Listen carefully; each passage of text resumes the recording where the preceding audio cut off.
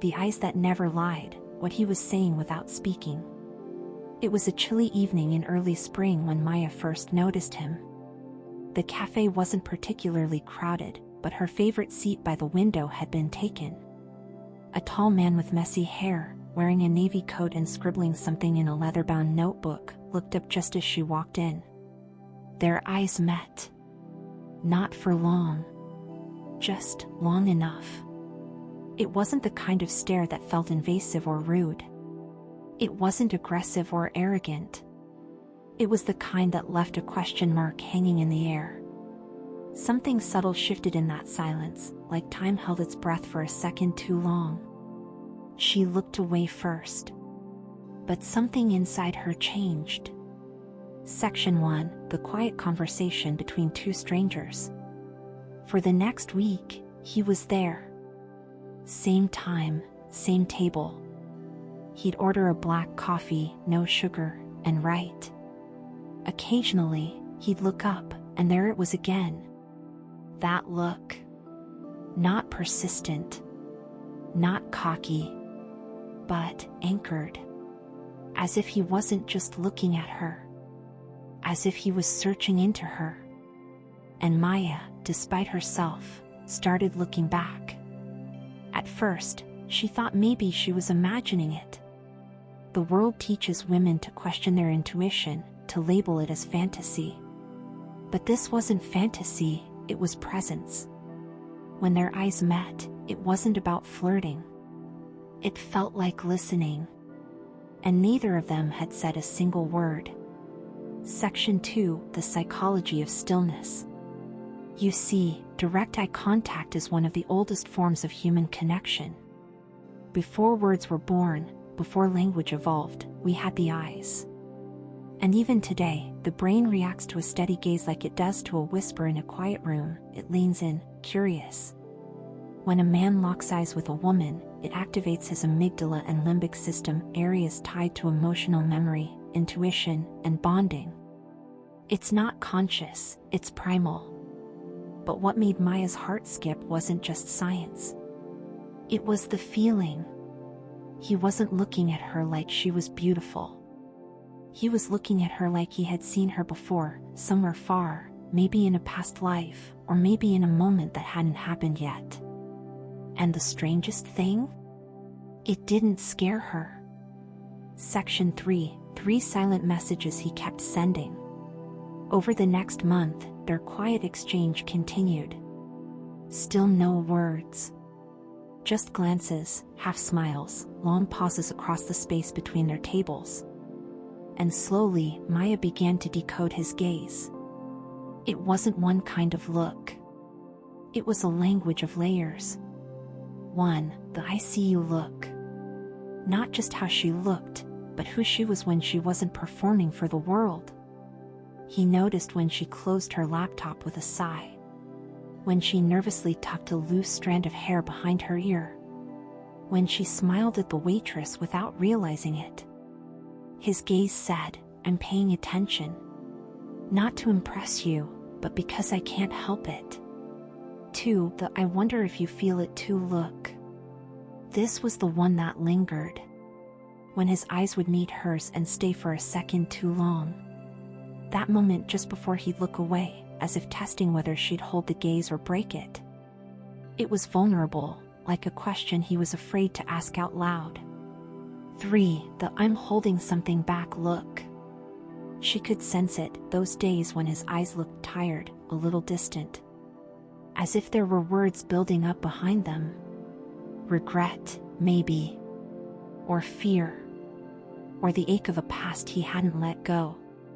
And yet, the softness remained. He wasn't shutting her out.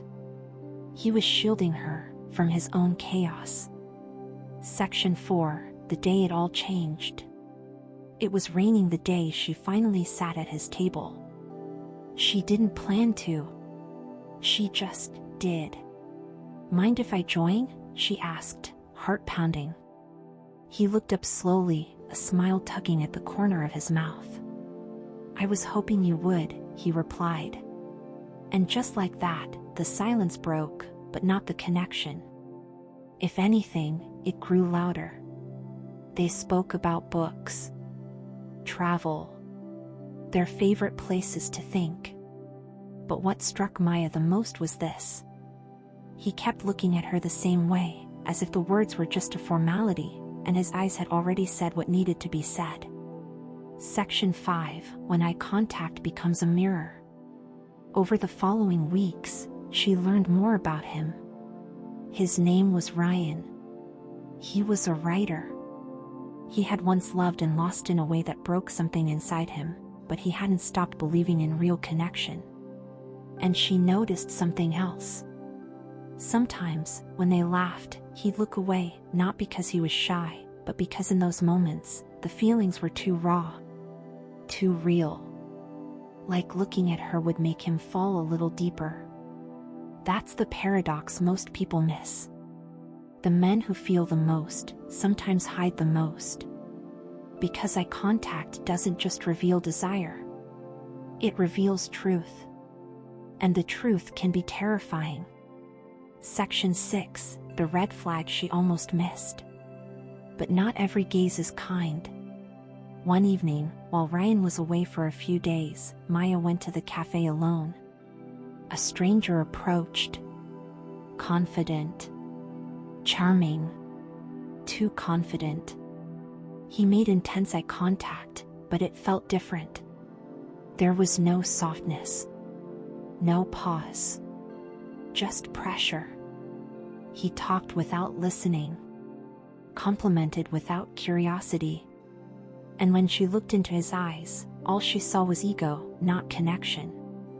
That's when it hit her. Not all eye contact means something good. Sometimes, it's a tactic. A test. A way to dominate the room without raising your voice. And the difference? Energy. With Ryan, eye contact made her feel seen. With this man, it made her feel watched. Section 7. What the eyes always say first. Ryan returned, and things unfolded naturally. They grew into something neither of them planned, something gentle, honest, and slow. And through it all, his eyes never changed. They didn't need to.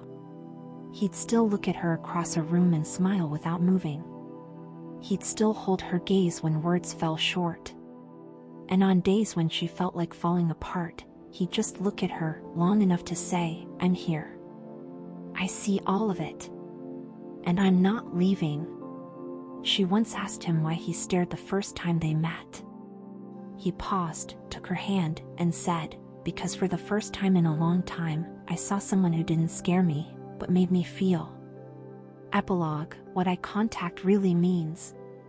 The next time someone locks eyes with you, don't just ask, "Is he attracted to me?" Ask, "Do I feel safe when he looks at me? Do I feel seen? Is there warmth or weight in that silence?" Because eyes don't lie. And the right pair won't just admire your beauty. They'll reflect your soul back to you. If you've ever felt something powerful in a glance, if a man's eyes ever told you a story he was too afraid to say, remember, that wasn't just a moment. That was a message. And your intuition already knows what it meant.